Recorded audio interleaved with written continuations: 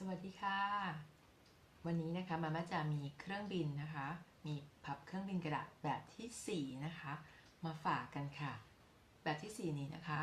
เขาชื่อว่า Butterfly the Butterfly ค่ะนะคะหรือว่าเป็นแบบผีเสื้อนี่เองค่ะเราก็เหมือนเดิมค่ะใช้กระดาษนะคะมาม่าใช้กระดาษแบบนี้นะคะกระดาษบางๆนะคะ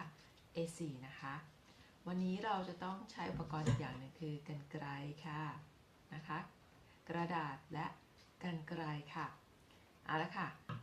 เรามาเริ่มกันเลยมาจากก็จะพับกระดาษนะคะพับครึ่งเป็นพับครึ่งแนวยาวแบบนี้นะคะ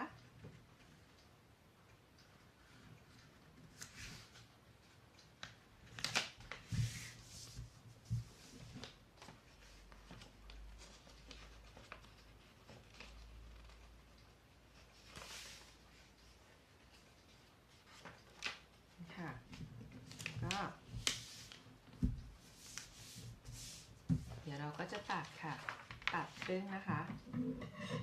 เราจะใช้แค่ครึ่งเดียวค่ะ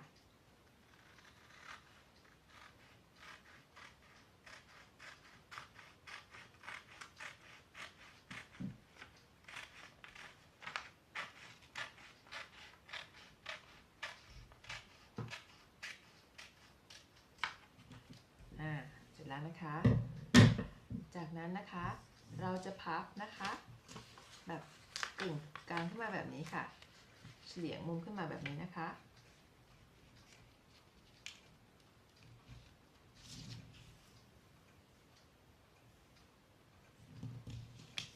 ค่ะแล้วก็รูดตรงปลายค่ะจะได้ประมาณออกมาหน้าตาแบบนี้นะคะจากนั้นนะคะให้พับนะคะจากด้านนี้นะคะด้านล่างนี้นะคะขึ้นมาชนที่จุดตรงนี้ค่ะจุดมุมนี้นะคะขึ้นมาเลยพับขึ้นมาแบบนี้ค่อยๆทำตามไปนะคะแล้วก็คลี่ออกมาเหมือนเดิมค่ะเราก็จะได้นะคะเส้นมีเส้นที่เราพับขึ้นมานะคะจากนั้นนะคะ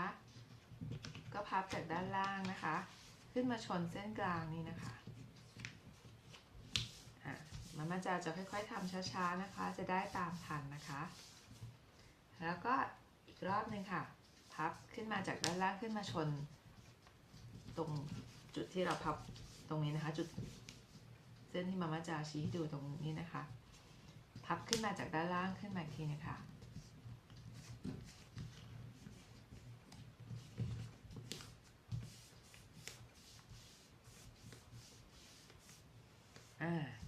แล้วนะคะตอนนี้จะมาพับปีกค่ะด้านข้างนะคะจะเป็นมุมแบบนี้นะคะพับเข้ามาเห็นมุมตรงนี้นะคะเห็นมุมตรงนี้นะคะพับให้เป็นมุมชนมุมเขาค่ะชนมุมจะเป็นมุมสามเหลี่ยมนะคะพับขึ้นมาอีกข้างหนึ่งทำเหมือนกันเลยค่ะเหมือนกันเลยนะคะตามทันกันไหมคะถ้าไม่ทันก็เดี๋ยวเปิดดูซ้ำนะคะนี่ได้แบบนี้แล้วนะคะจากนั้นนะคะเราจะค่อยๆนะคะจับเขาแบบนี้นะคะเบาๆนะคะเหมือนดัดเขาเข้ามาให้ได้จุดกึ่งกลางนะคะให้ได้จุดกึ่งกลาง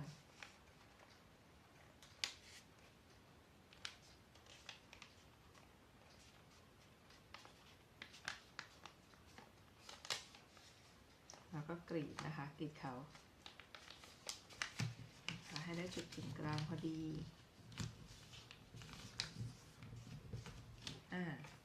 คลี่ออกมาค่ะเสร็จแล้วค่ะเครื่องบินนะคะเครื่องบินกระดาษพับผีเสื้อค่ะร่อนไกลนะคะเด็กๆลองทำดูนะคะลองไปร่อนดูนะคะร่อนไกลร่อนนานค่ะเอาละค่ะหวังว่าวันนี้คงจะสนุกนะคะกับการพับเครื่องบินกระดาษแบบที่4กับมาม่าจานะคะอย่าลืมกดติดตามมาม่าจานะคะเพื่อรอรับคลิปใหม่ๆนะคะที่มาม่าจาทำออกมาค่ะสำหรับวันนี้มาม่าจาก็ขอลาไปก่อนขอให้ทุกคนมีความสุข มั่งคั่งเหลือเฟือช่วยเหลือแบ่งปันนะคะวันนี้ไปแล้วค่ะบ๊ายบายค่ะ